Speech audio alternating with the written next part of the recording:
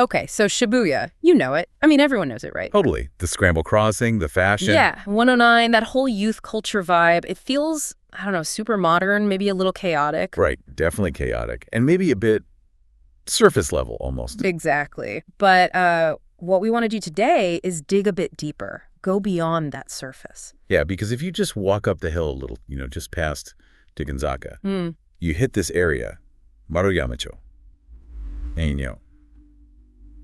And it's like a whole different layer of history. Right, that's where the hidden culture of Shibuya really is, isn't it? Totally. It's fascinating. So for this deep dive, we're focusing right there, because its story is just, well, it really packs in Japan's rapid evolution, maybe more than anywhere else. It really does. It's kind of a microcosm. Our mission, basically, is to trace how it went from this, super high-class, secretive geisha place the Hanamachi, to suddenly, and kind of unexpectedly, being the birthplace of the Japanese love hotel, which is, quite a shift. Unexpected is definitely the word. And then how it landed, where it is now, this really sophisticated mix of IT, music, amazing food, a proper cultural hub. It's definitely defined by these paradoxes, these contrasts. Yeah, the first image people have is probably still the love hotels, right?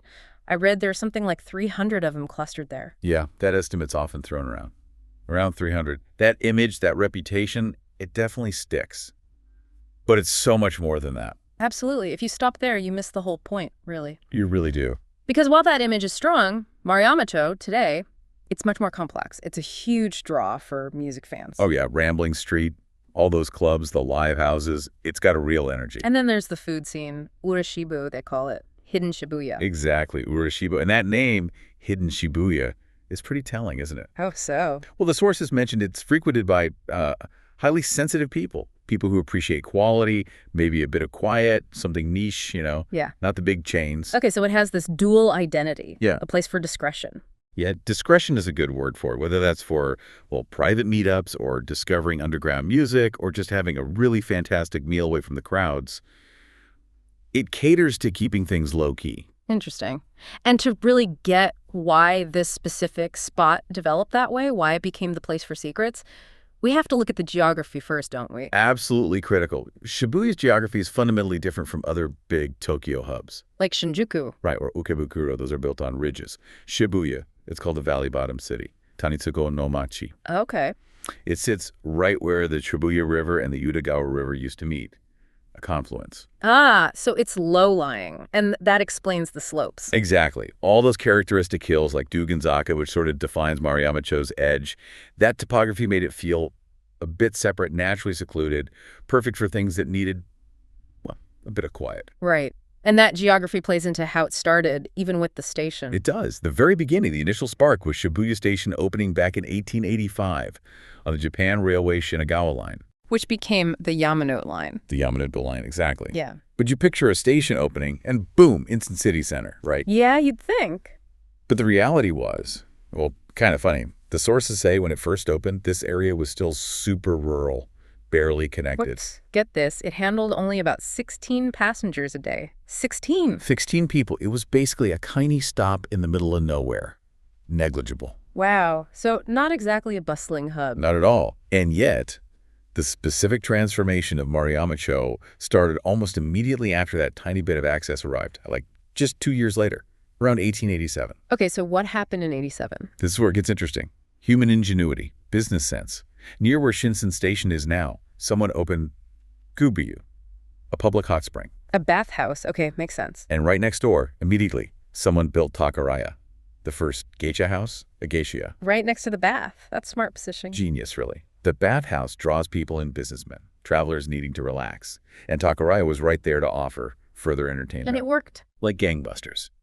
Takaraya's success is pretty much universally seen as the starting gun.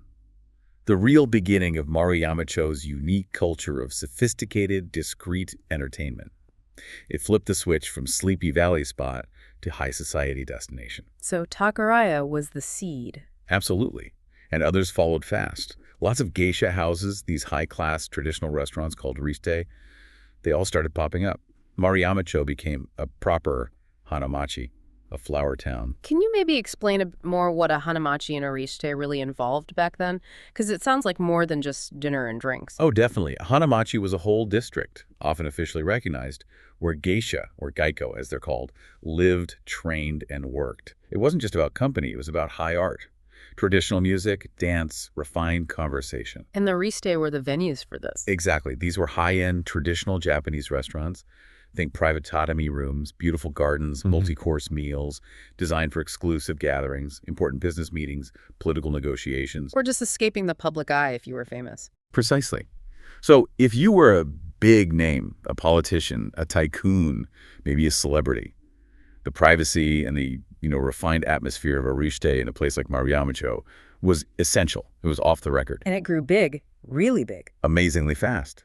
By 1922, just about 35 years after Takaraya opened its doors, the district had over 400 active gaiko. 400? That's huge. That makes it one of Tokyo's major centers for that kind of elite entertainment. Absolutely. It shows massive investment, a huge clientele. This was a serious, established, very private world. And it lasted a long time, right up until the late Shosua era, into the 1980s. And its core function was that secrecy. That's what the sources emphasize. It was the secret playground for the powerful. There's that phrase, hameo hazusu, basically, the let your hair down, relax, escape your public duties. Somewhere to be off stage. Exactly. The sources mention famous sumo wrestlers, for instance. For people constantly in the spotlight, Maruyamachō was a necessary refuge, a place they wouldn't be bothered. And this whole exclusive hidden world was developing right next door to the rest of Shibuya, which was also booming, especially after the Great Kanto earthquake in 1923. Right. The earthquake was a massive catalyst for Shibuya's growth overall. Central Tokyo was wrecked, so people flooded into the suburbs like Shibuya. And that's when Shibuya Hyakinton emerged. Exactly. Shibuya Hyakinton, the 100 Stores district. That became the commercial heart, the center of the action for everyday people, shops, cinemas, all that buzz. So you had this split, Hyakinton for the public, the commerce. The hustle and bustle. And just up the slope, literally, Maruyamachō handled the private, elite side of things, two sides of the coin. Perfectly put. The valley geography helped create this distinct, almost hidden microeconomy right beside the main commercial drag. Okay, now we get to maybe the most surprising twist in this whole story. How does this high society geisha district somehow become the origin point for Japan's love hotels? It seems like a massive leap. It does, but it's rooted in, well, economic reality and social structures of the time. It's a complex socioeconomic story. Go on. You have to understand the practice of keeping mekake mistresses, which was pretty common for wealthy, usually married men back then. Separate households away from the main family. Exactly. And where were many of these mekake housed? Let me guess. Maruyamachō. Bingo. Close to the geisha districts, often in apartments or houses provided by their patrons. But here's the crucial part. Their position was incredibly insecure. Dependent, right. No real rights or future stability. Precisely. Their security depended entirely on the patrons' continued support and goodwill. That creates immense pressure, a need for some kind of independence, some financial security. Okay, so they needed to make their own money somehow. And this is where the ingenuity comes in. The sources point to this key idea. These women started using the very homes provided to them to generate income. How? And this is the core of it, renting out rooms to third-party couples on an hourly basis. Wow, so subletting rooms for romantic rendezvous? Essentially, yes. This entrepreneurial move by women in this really precarious social spot is identified as the direct, organic origin of the modern love hotel culture in Maruyamachō. That's incredible. It wasn't some big hotel chain idea. Not at all. It was grassroots, a business model born from a need for survival. But surely that must have been risky, socially, maybe even legally, operating in the shadows. Oh, definitely operating in a gray area. But survival often trumps stigma, right? They had to be discreet, yet find customers. So what were these places called initially? They were called chorikomi inns, literally take-along rooms. Okay. And they thrived because of a basic lack in Japanese society at the time. Privacy. Right, because most homes were small, maybe multi-generational, no private bedrooms, maybe not even locks on doors. Exactly that. In the Taisho and early Shoka periods, genuine privacy was a luxury. For most couples, especially unmarried ones or even married ones living with family, finding a private space was a real challenge. So these chorikomi inns filled a huge unmet need. A fundamental need. They were maybe the only place for intimacy, or even just a private chat, away from prying eyes and ears. And the women running them, they treated it like a real business. Fiercely so. The sources mention them being quite aggressive, actually, putting up signs. Signs for what? Rooms by the hour? Kind of, but they tried to frame it more broadly. Signs saying things like, for breaks or business negotiations. Okay. Trying to make it sound slightly more legitimate. Exactly. An effort to normalize it, blend it into general commerce. They were focused on expanding the business, not hiding it entirely. And it caught on. Massively, especially during the post-war economic boom, the high-growth period in the 1970s. Demand for private spaces just exploded. And this idea, renting a room just for a short time, it triggered a huge construction boom. So that's when we get the purpose-built hotels, not just rooms and houses. Yes. The simple churakomi evolved. Purpose-built structures started going up, leading to that dense clustering renritsu of specialized love hotels that Maruyamachō became known for. Which brings us back to the cultural significance. You hear love hotel or rabuho. Right, rabu. And it's often called a uniquely Japanese thing. Why is that? Because it wasn't imported. It wasn't designed by committee. It grew organically, as the sources say, from the undulations of human desire, but also, crucially, from those specific Japanese conditions.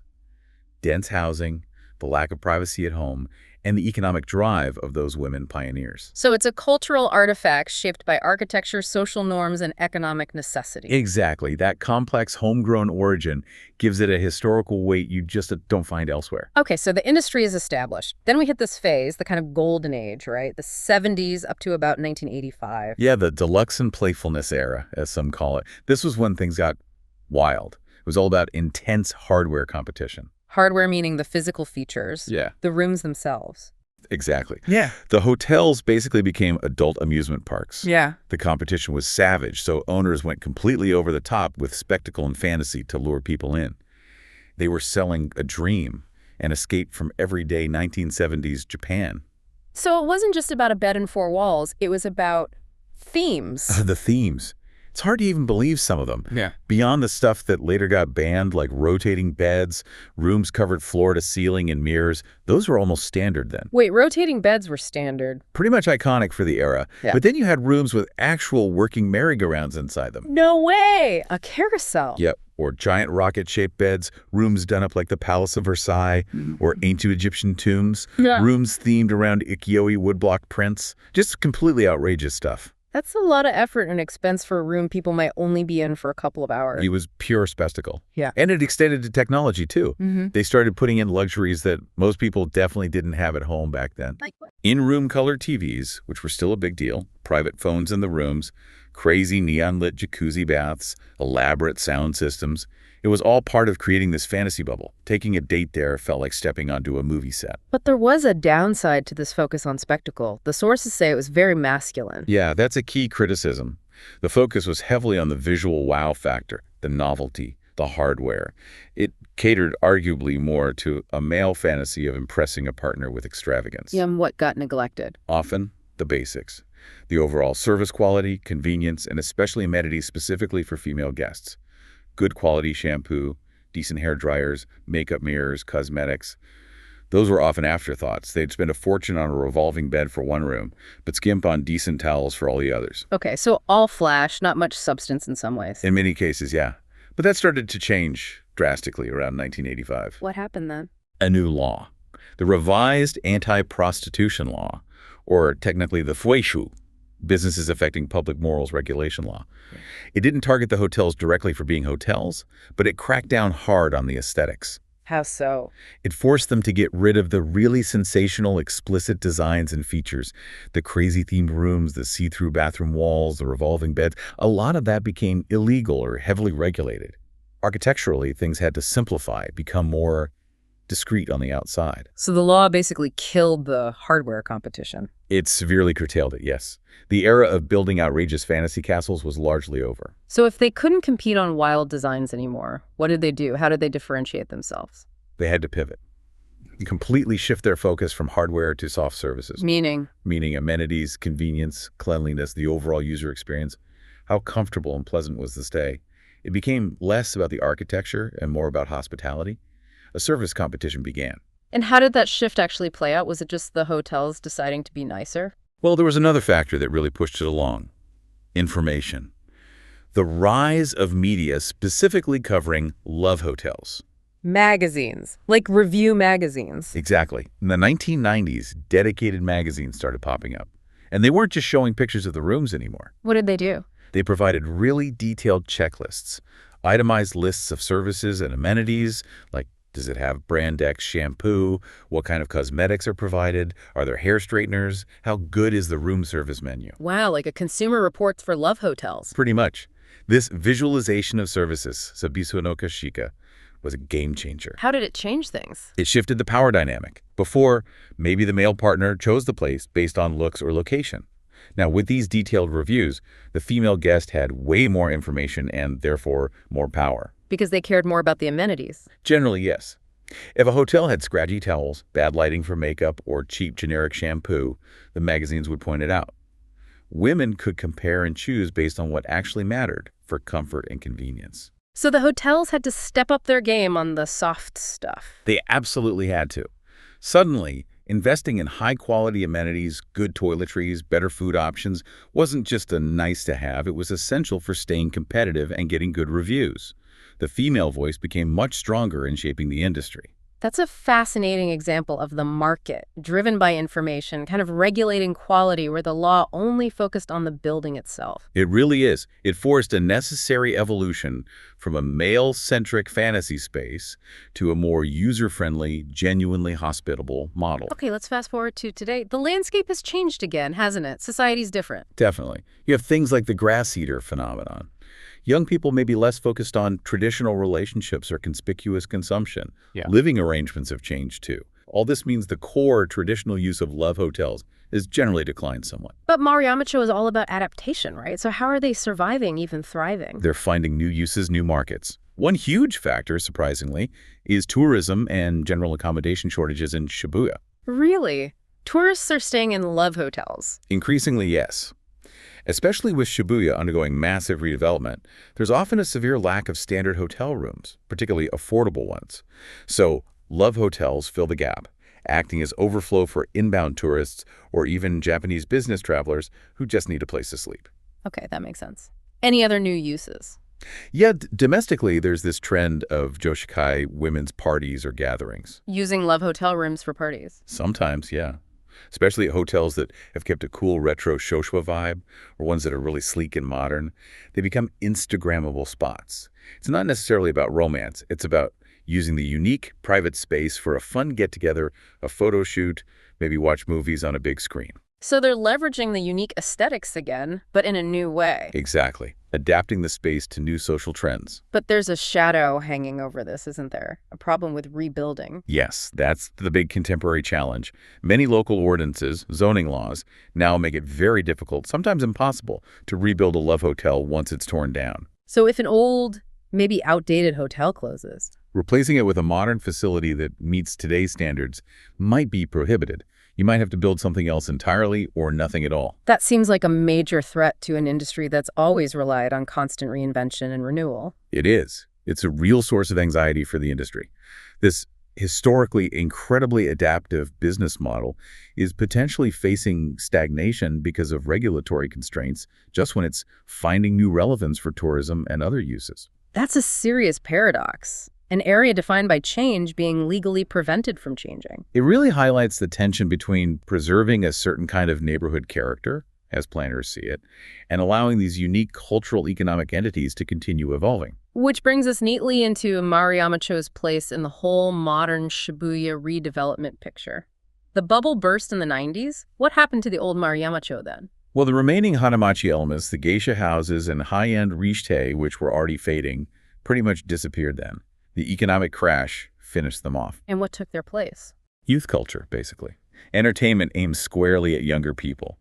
The streets around Dogenzaka, that area became known as Rambling Street. Right. You mentioned the clubs and live houses earlier. Exactly. It transformed into this hub for music, indie cinema, nightlife, trading that old-world elegance for more raw, creative energy. And out of that shift, we get this other modern layer, Urashibu. Hidden Shibuya. Yes, Urashibu. Yeah. It's roughly that 500-meter stretch from Dogenzaka Ue, past Shinsen Station, right through the heart of the old Hanamachi, actually. But the vibe is totally different now, quieter. Much quieter, more residential almost, compared to the main Shibuya chaos. And it's carved out this niche as a serious gourmet destination. But not big chains or flashy places. No, that's the key. It's all about highly selective independent restaurants, hidden bars, Right. often run by owner chefs. Who is eating there? It caters more to, say, people in their 30s and up. Maybe longtime Shibuya locals or workers who've kind of aged out of the craziness around the station. They want quality, authenticity, maybe a bit of peace. And the quality is high because there's an economic reason again, isn't there? Always. It comes down to rent. The rents in Urashibu, being slightly off the main drag, maybe still having that lingering love hotel association nearby, are significantly lower than prime Shibuya real estate. Ah, lower overhead for the restaurant. Exactly. Which means they can pour more of their budget into the important stuff.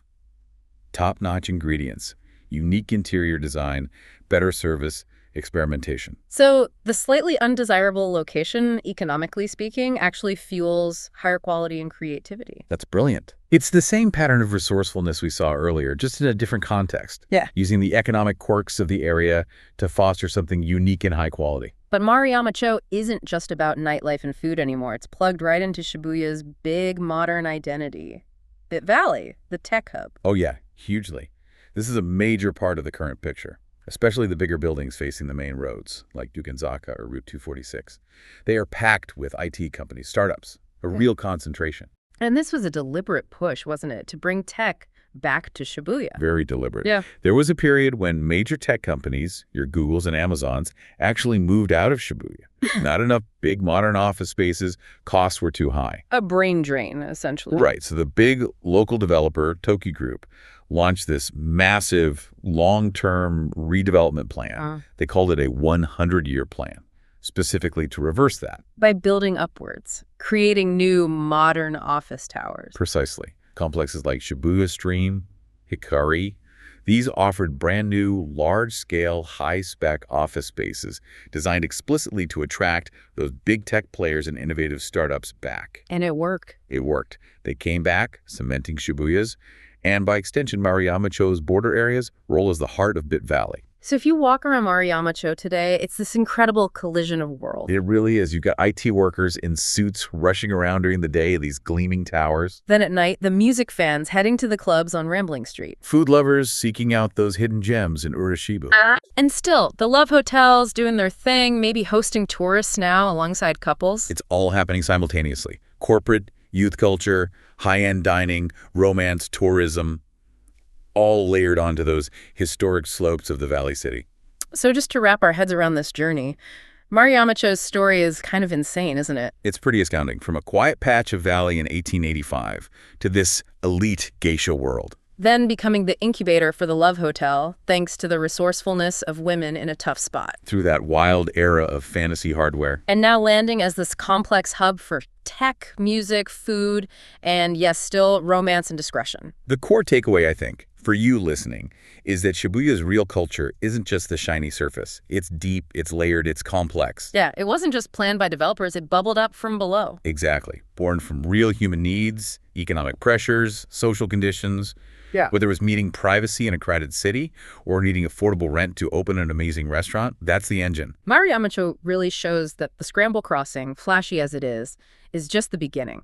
The really fascinating stuff, the stories of the Geico, the Mikaki turning entrepreneurs, the constant adaptation, that's the enduring Shibuya story. It absolutely is. Yeah. And that history, that pattern of finding opportunity in constraints, leads us to a final thought for you to chew on. Okay, let's hear it.